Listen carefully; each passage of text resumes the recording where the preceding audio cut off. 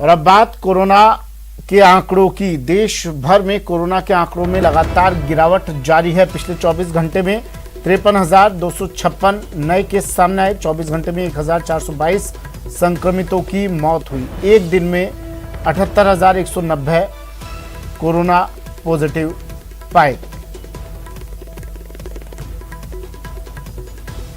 Corona पिछले 24 घंटे में 1,422 संक्रमितों की मौत हुई और एक दिन में कोरोना संक्रमित रिकवर हुए 78,190 और जो कोरोना पॉजिटिव के आंकड़े मिले पिछले 24 घंटे में 53,256 नए कोरोना पॉजिटिव केसेस पूरे देश भर से सामने आए और 24 घंटे में ही 1,422 संक्रमितों की मौत दर्ज की गई।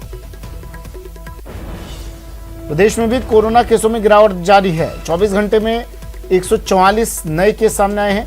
एक दिन में 4 लोगों की मौत हुई और पिछले 24 घंटे में 512 मरीज रिकवर भी हुए हैं। प्रदेश में 3,079 एक्टिव केस। अब चलिए जोधपुर से मेरे सहयोगी चंद्रशेखर व्यास हमारे साथ सीधा जुड़ गए हैं। चंद्रशेखर, आंकड़े लगातार कम होते हुए आंकड़ों में लगातार गिरावट दर्ज होती हुई, क्या कहते हैं आंकड़े जोधपुर के और क्या कहती है अब अस्पतालों की तस्वीर?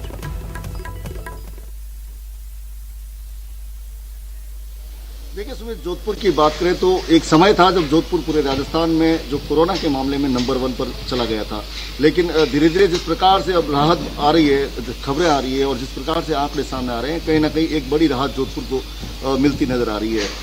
बात करें चिकित्सा विभाग की ओर से जारी की गई जो रिपोर्ट है उसके अनुसार कल जोधपुर में 13 मरीज जो है चिन्हित किए गए थे और उसमें से इसके अलावा जो संक्रमित मरीज थे उसमें से 31 मरीज जो है रिकवर होकर ठीक होकर स्वस्थ होकर अपने घर लौटे हैं।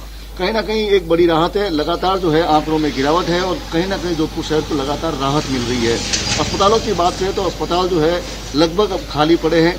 सभी अस्पतालों में बेड उपलब्ध है।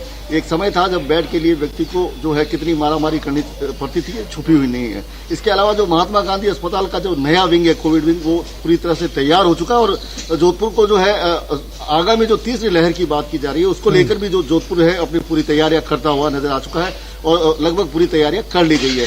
कहीं ना कहीं जोधपुर को बड़ी राहत है। आंकड़े लगातार गिर रहे हैं। मौत के आंकड़े में भी कमी नजर आ रही है और संक्रमित होने के आंकड़े में भी कमी नजर आ रही है। जी सुमित, ठीक है, शुक्रिया चंद्रशेखर तमाम जानकारी के लिए। चंद्रशेखर व्यास मेरे सहयोगी हमारे साथ जोधपुर से सीधा जुड़े और बता रहे थे लगातार गिर रहे आंकड़ों के बारे में। जोधपुर भी उन शहरों में से एक जो नंबर 1 पर कोरोना पॉजिटिव मामलों में नंबर 1 पर था, लेकिन अब तमाम कोशिशों के बाद आंकड़े यहां पर कम हो गए हैं। वैक्सीनेशन के लिए लोगों को जागरूक भी किया जा रहा है, लेकिन कैसे इन्हें जागरूक किया जाए, इसके लिए हर वो तरीका अपनाया जा रहा है जिससे लोग जागरूक हो जाएं। देखिए कैसे शायरी, कविता और स्लोगन के जरिए भोपाल में लोगों को वैक्सीन लेने के लिए प्रेरित किया जा रहा है।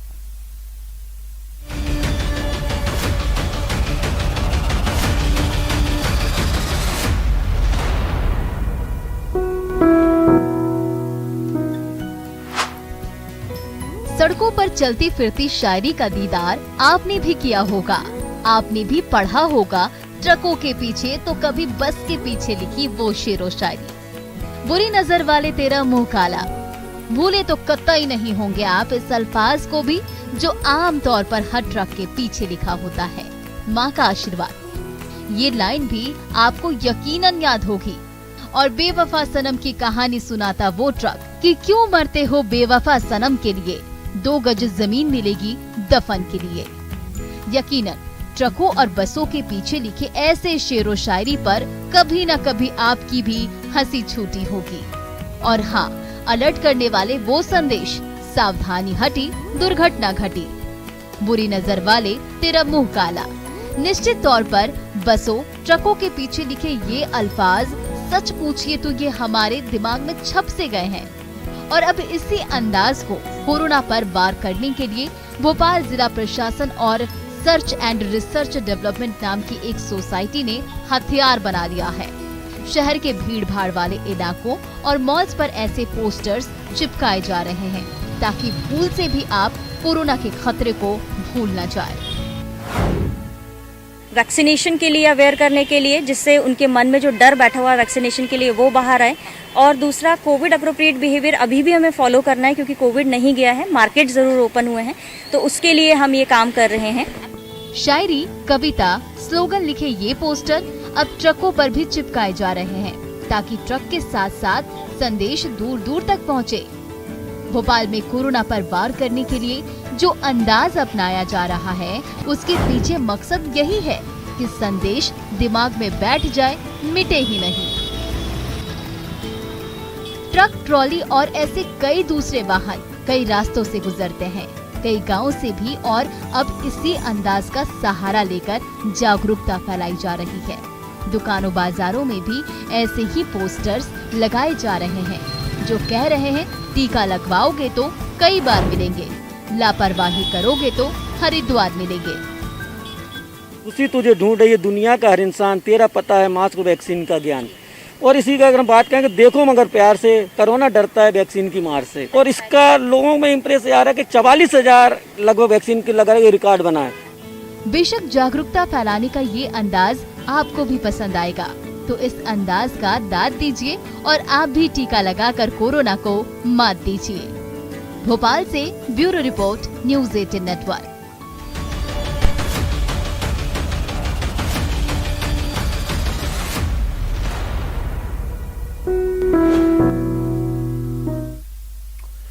और बड़ी खबर आ रही है, बीजेपी प्रदेश प्रभारी का आज जयपुर दौरा, संभावित जयपुर दौरा। दोपहर 1 बजे जयपुर पहुंचेंगे अरुण सिंह। बीजेपी प्रदेश प्रभारी पार्टी मुख्यालय में 2 अहम बैठक लेंगे। शाम 4 बजे महामंत्री और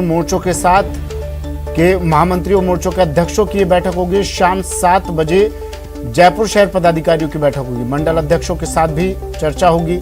कल सुबह 11 बजे कार्य समिति की बैठक में शामिल होंगी। 23 जून को सुबह 8 बजे जयपुर से रवाना हुई।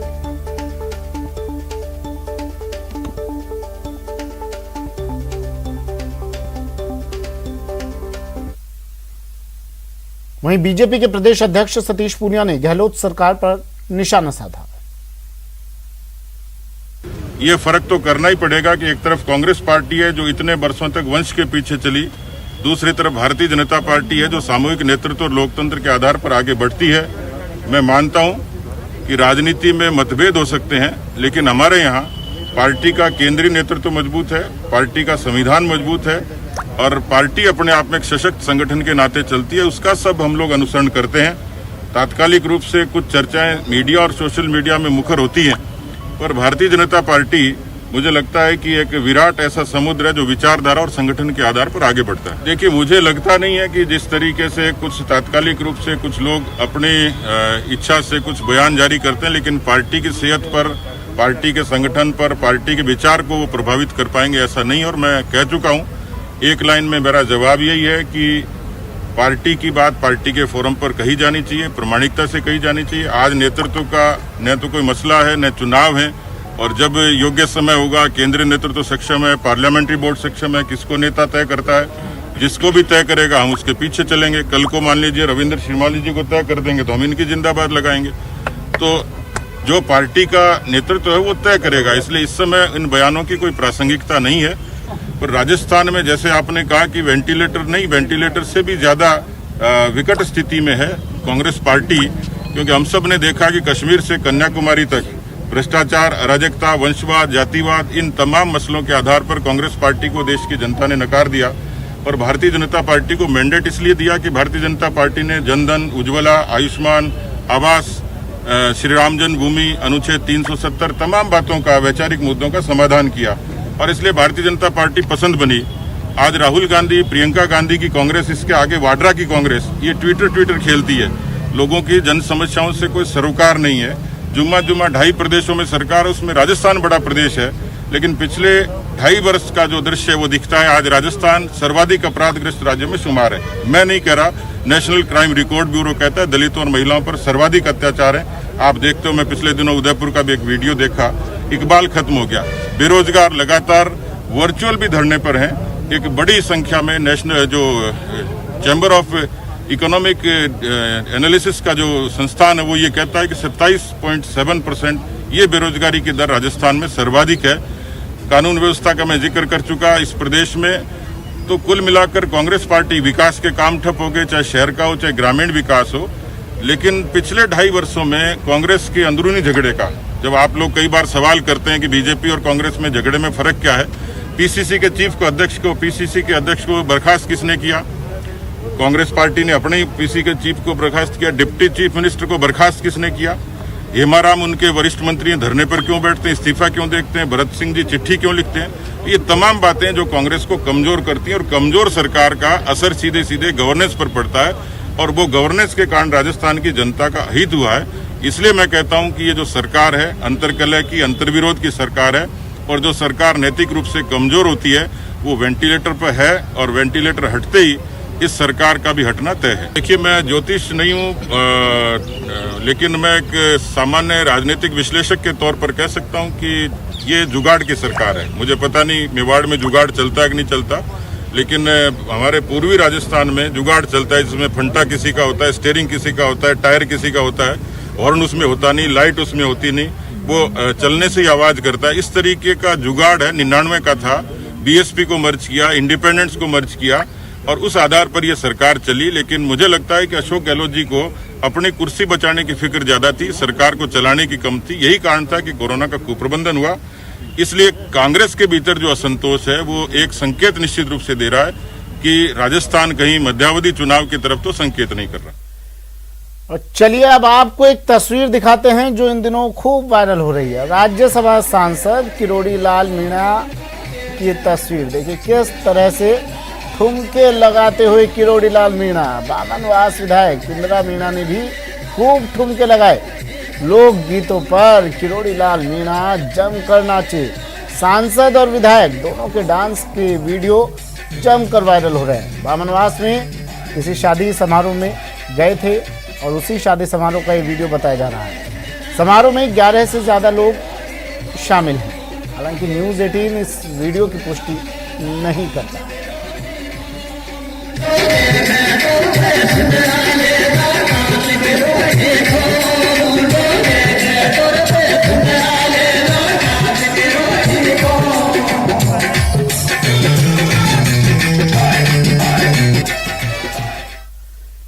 न डरिए न डराइए, सच जानिए और वही बताइए। अफवाह बिल्कुल मत फैलाइए।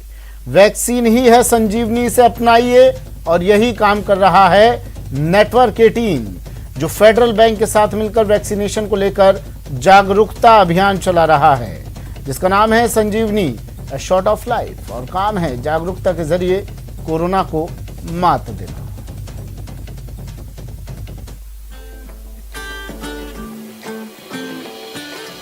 टीका लगा तो जरा टीका लगा, जब अपनी बारी आए टीका लगा। हो ये जो ढाल सी है वो कमाल सी है, संजीवनी आई यहाँ। टीका लगा तो जरा टीका लगा, जब अपनी बारी आए टीका लगा। टीका लगा तो जरा टीका लगा, जब अपनी बारी आए। टीका लगा तो जरा टीका लगा, तो जरा टीका टीका टीका टीका लगाया क्या? चलिए बुलेटिन में फिलहाल इतना ही।